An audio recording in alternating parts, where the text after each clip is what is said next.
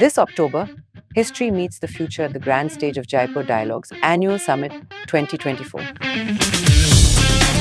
3 days, over 80 powerful voices, more than 15 riveting sessions.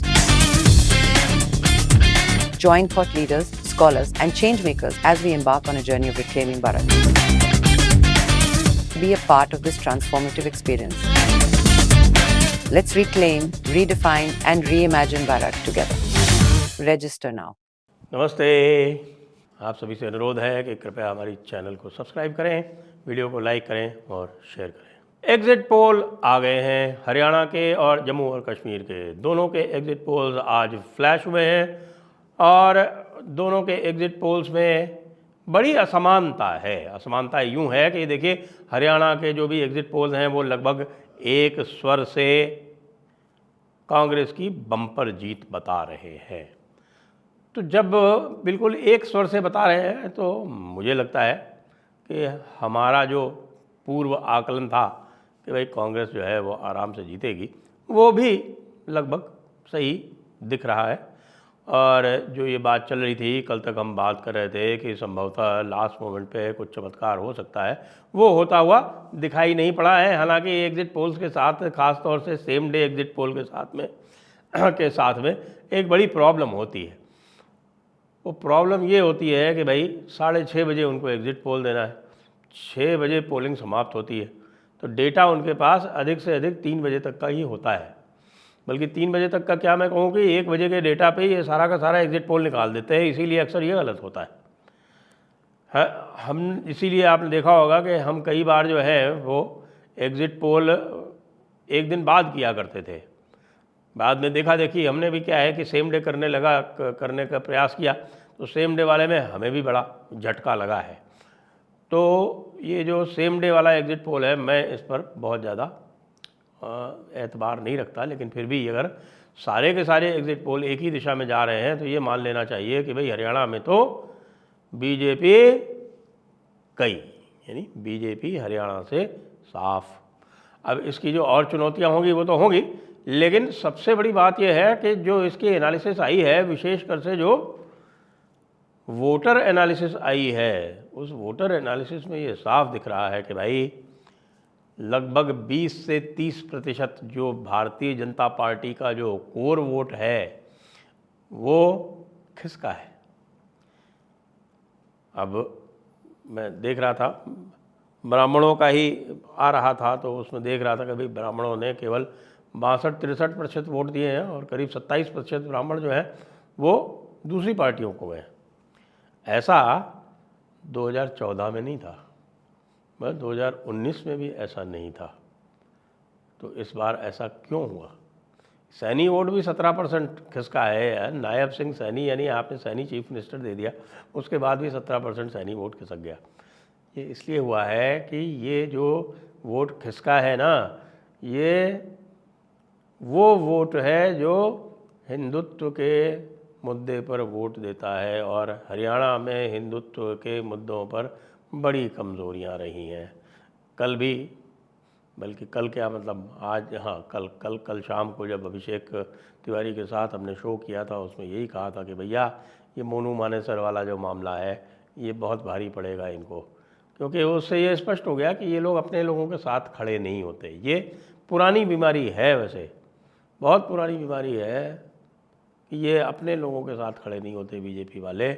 इसलिए जो दूसरी पार्टियां हैं वो अपने कोर वोटर्स से 92-93% वोट ले लेती है। भारतीय जनता पार्टी जो है वो 70-75 पे ही रह जाती है। अगर बहुत हो गया तो इस बार तो 60-65 पे ही रह गई, यानी ब्राह्मण और राजपूतों में भी 60-65 पे है, बनियों में भी यही स्थिति है। तो अगर आप 20% अपना कोर वोट जो है, 50-50 का मामला है वहाँ पर पॉपुलेशन के हिसाब से, उसमें से 20% आपका कोर वोट जो है वो खिसक जाता है, तो क्या होगा? भारतीय जनता पार्टी को अपने कोर वोट के चक्कर में भाई ज़्यादा रहना चाहिए, बजाय इसके कि आप जो है वो ढूंढते रहो मीम को और भीम को और तरह तरह के लोगों को। भाई उपवर्गीकरण भी करा देते ना तो भी ज़्यादा दलित वोट आ जाते हैं आपके पास में। आपने कुछ भी नहीं किया, चुपचाप बैठे रहे। तो हरियाणा का जो डिबेकल है वो मुझे लगता है कि वही वाली बात है जो संघ वाले कह रहे हैं कि आप अपने कोर वोटर्स के हितों का साधन नहीं कर रहे हैं, इसलिए कोर वोट आपसे दूर जा रहा है, इसलिए आप जगह जगह मात खा रहे हैं। हरियाणा में आप ये समझिए कि जनरल वोट जो है वो लगभग 40% है। यहाँ मुस्लिम वोट तो काउंट ही नहीं करता क्योंकि 3% वोट है केवल मुसलमानों का। वो 3% भी एक छोटे से क्षेत्र में मेवात में कॉन्सेंट्रेटेड है। तो 3% वोट के लिए आप अपने लोगों को सैक्रिफाइस कर दें, कोई बात जमती नहीं। लेकिन जो दूसरा है साहब, यानी कि दूसरा यूनियन टेरिटरी जो दूसरी है, यानी कि जम्मू और कश्मीर से तो भाई बड़े ही रोचक परिणाम आ रहे हैं।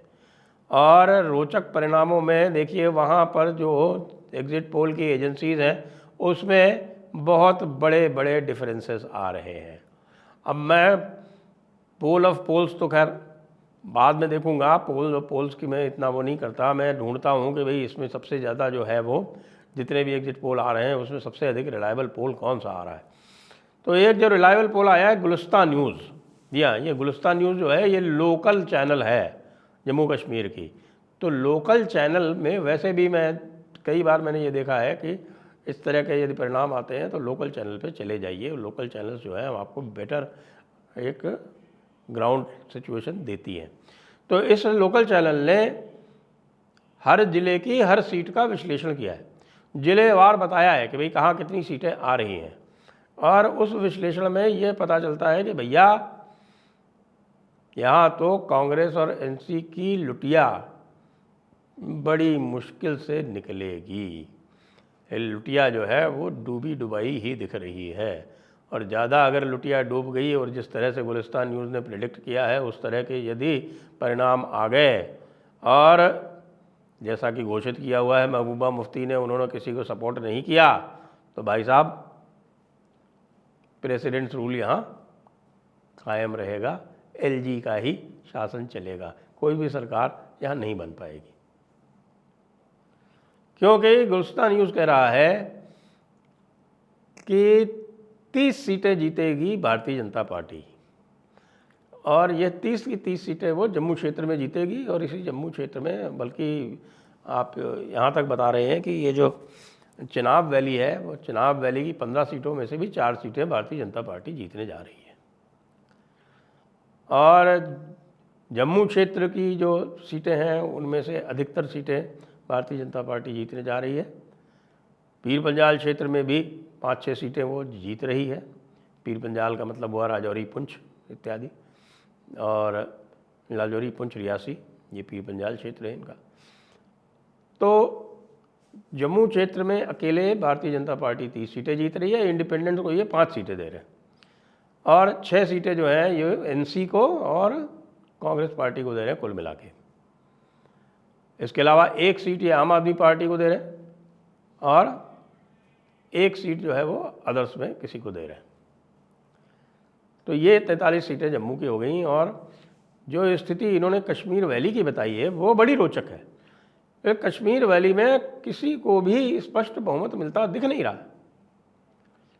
और केवल 25 से 26 सीटें जो हैं वो जो कॉम्बिनेशन है एनसी का और आपके कांग्रेस का, वो वहाँ 26 सीटें जीत रही है, और 6 सीटें जो है वो जीत रही है जम्मू में। कुल 32 सीटें जीत रही, 30 सीटें भारतीय जनता पार्टी जीत रही है। उसके अलावा ये हो गई 30 और 32 62। इसके अलावा जो है वो ये दिखा रहे हैं कि पीडीपी जो है वो 6 सीटें जीतेगी। लेकिन सबसे बड़ा आश्चर्य जो ये बता रहे हैं वो ये कह रहे हैं कि साहब की 16 सीटें जो हैं वो इंडिपेंडेंट्स जीतेंगे वैली में। तो वैली में 16 सीटें इंडिपेंडेंट जीतेंगे, और 2 सीटें जो है वो सजाद लोन वाली पार्टी जीतेगी, और 1 शायद से किसी और की है। तो भाई ये तो पूरी तरह से हंग असेंबली हो गई।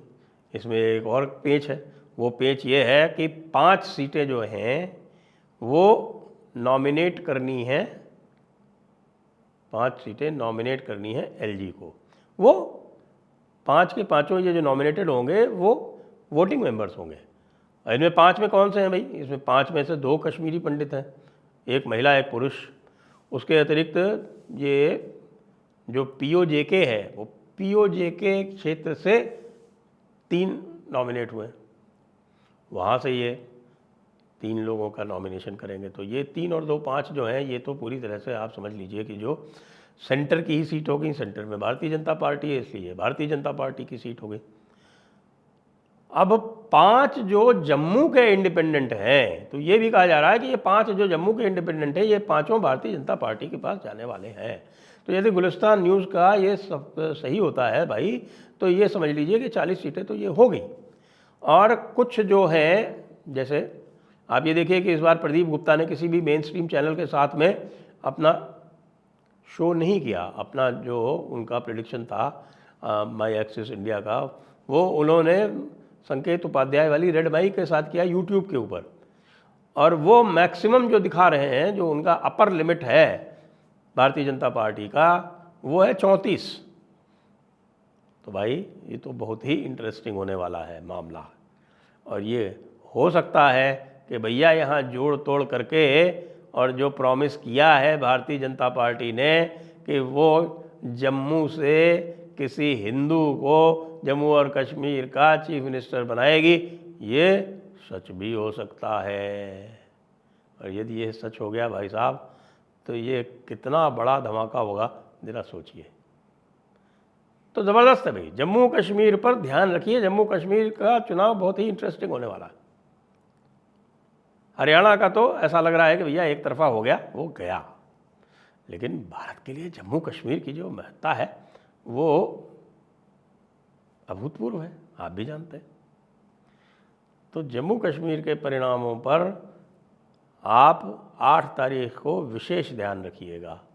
हरियाणा के परिणामों पर इतना रखिए या ना रखिए, उससे कोई बहुत अंतर नहीं पड़ने वाला, क्योंकि ये तो स्पष्ट ही दिख रहा है कि वहाँ पर हुड्डा जी ही चीफ मिनिस्टर बनने वाले हैं। और हुड्डा जी यदि चीफ मिनिस्टर बनेंगे तो राहुल गांधी की नहीं चलेगी, ये जान लीजिए अच्छी तरह से। जय हिंद, जय भारत, वंदे मातरम।